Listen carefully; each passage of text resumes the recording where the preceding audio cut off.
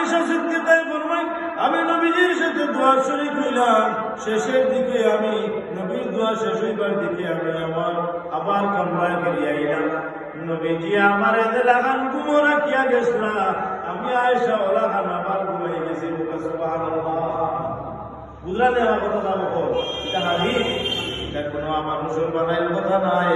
আল্লাহ নবী দেখাইয়া দিয়েছেন দুনিয়ার মানুষ হল, তোমরা রাত্রি বেলা যাইতে পারো, দিনের বেলা যাইতে পারো, তোমরা গুরুস্থান হলোর জিয়ারত করো।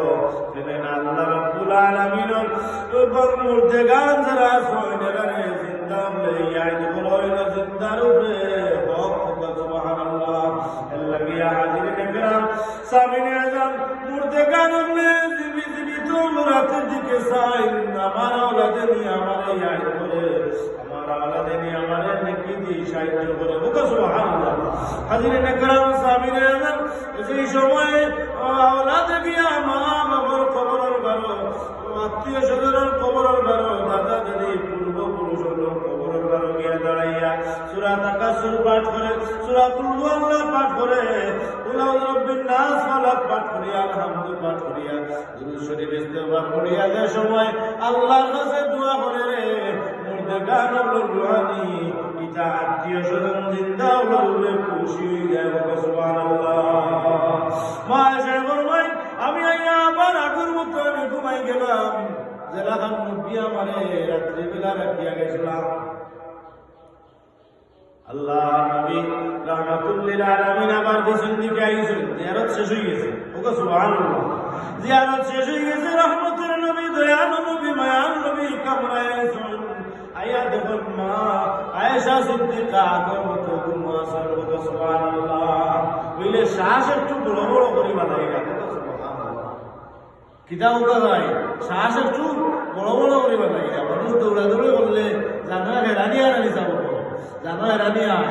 এখন যে দৌড়িয়া তাই যে আগে আগে আইছেন আগড়া দিয়া ঠান্ডা দিয়া, তৈলে হেরানি আইছে ঘুমাইছেন আগের মতো, কিন্তু একটু গতি রাখে। সুবহানাল্লাহ।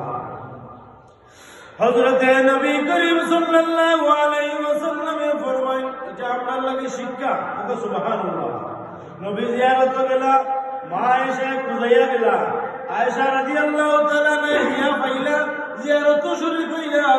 আজকে যেটা মানুষ করে জিয়ারত করিও না, কইসমে দিবি দোয়া করো, ওকে নাউযুবিল্লাহ।